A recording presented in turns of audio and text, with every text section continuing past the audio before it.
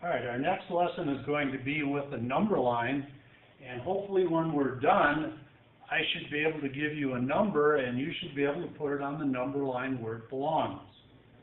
Now, first of all, you might be asking yourself, what is a number line? A number line, if you just think about it a little bit, is a line, first of all. So let's just draw a line. Either I ate too many weeds for breakfast or this chalk is getting weaker.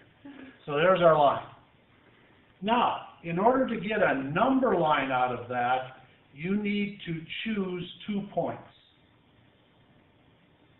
And you just basically close your eyes, and I'll look so I get it on the line, but you basically close your eyes and you say, okay, there's 1 point, and you put 0 above that. Then, arbitrarily, anywhere to the right of that, you choose another point, and that's called 1. Now, the minute you do that, the distance between these two is called a unit. And that's what determines everything else on your number line. So if someone said, locate 2 on the number line, what I would do is think of addition, and I get 2 by adding 1 and 1. So I take this unit, I add that on to the 1 that's already there, so that this point becomes exactly the one that corresponds to the number 2. And if I wanted 4 on the number line, then I need to go 1, 2, 3, 4, and there's the home for 4. We also found the home for 3, so we might just go put that on. Now, so far, the numbers I have on here are called whole numbers, and those are the numbers 0, 1, 2, 3, 4. Just keep going, 5, 6, 7, 8 indefinitely. If you just look at the numbers that are on there without the 0, that is called a set of natural numbers. Now, there are other numbers as well that exist to the left of 0. And suppose somebody said locate -2 on the number line. All right, -2 is 2 units to the left. So we take our unit and we go 1, so that's the home for -1. And right there is the home for -2.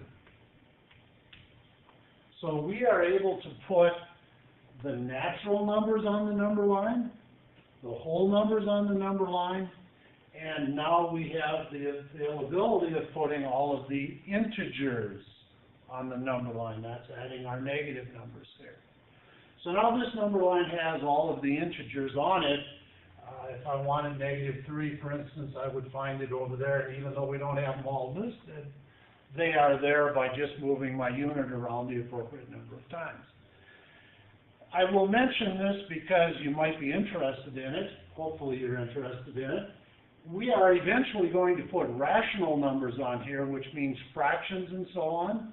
And you need to know a little more geometry than we know right now to do that. But eventually we will put those on there, and then in another year we're going to put numbers like square root of 2, square root of 3, numbers like that, which are called irrational numbers. We will be able to find the exact home for them on our number line. Now, we made this first number line. What would have happened if we chose 0 here and 1 there? How does that change things, do you think, on our number line? What would be your guess? Would make the units larger. Wonderful. That's a perfect answer. It would make the units larger. You do the same thing to find 2. You measure the unit, and good thing it wasn't any further. I wouldn't reach it. And there's 2. And there's 4 way out there. -2 would be down there, and so on. It just makes the units a little bit larger, and if you take 0 and 1 a little closer together, it squeezes things onto your number line a little bit. But relatively, they're all in the same relative position to each other. Now, one of the other things that we need to know in mathematics is which numbers are bigger and which numbers are smaller. And sometimes that's pretty difficult. Suppose we take the numbers 2 and 4 as an example. Hopefully we know the answer to this already. Which of these numbers is larger? 4. 4 is the larger number. And in mathematics, we use a symbol that looks like that to say that 4 is larger than 2, or if we read it the other way, the way we normally would read in English, 2 is less than 4. When you're dealing with natural numbers or whole numbers, choosing which one's larger is pretty commonsensical. You've got a pretty good feel for that from your past math. Let's suppose we put -1 and 2. Would anyone like to guess which is larger there? 2. 2 is larger again. Do you know why it's larger? Can you get a feel from our number line why it would be larger? Because it's on the right side of 0. Okay, it's on the right side of 0. It's also on the right side of -1, isn't it? That will be important in a moment. So again, the symbol happens to go that way, that -1 is less than 2, or 2 is larger than -1. Let's take two negative numbers just for kicks. We have -3 and -5. Which of those two is larger? And this is not common sense necessarily here. -3. -3 is Larger. larger. Very good. -3 is larger. So the symbol would go in this way. And can you use to the right of and to the left of like you did earlier? No, but it's closer to 0. It's closer to 0, okay. Which one of these numbers was to the right and to the left in this one? Adam, do you want to answer that? 2 is on the right. 2 is on the right, okay. Of these two, which one is on the right? -3. -3 is on the right.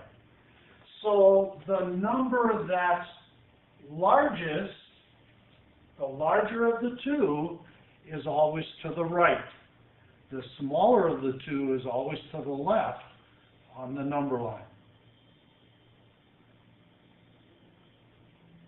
Now, this is a little bit dangerous, ladies and gentlemen, because sometimes our number line looks like this.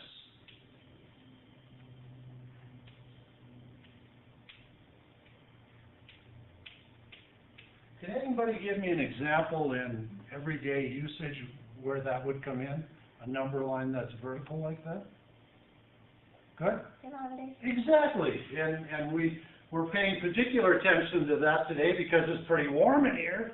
That's way up to the top, and pretty soon it's going to be way down on the bottom here in Minnesota, and we'll have negative numbers. So instead of right and left, the larger numbers would be above on this number line, and the smaller numbers below. So that's a good way to find out greater than and less than. Now, what I would like to do is give you some situations here, and I want you to tell me how to express the number. And we just talked about a thermometer, 25 degrees above 0.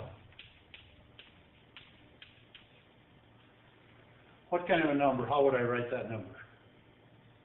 To emphasize that it's above 0. You just write it as a temperature with a little bubble. Okay, with the degree mark. So you're suggesting this. Mm-hmm. How could I emphasize mathematically that that's above 0? What? Put a plus in. There you go. Wonderful. Put a plus in front of it.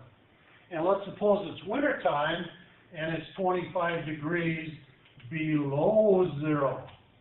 We probably wouldn't be in school if that were the case. How do we indicate that mathematically? Minus. Yes, very good. Minus 25 degrees. Perfect. Perfect. Suppose we're in a football game and we have a 6-yard loss. How do you record that kind of a thing mathematically?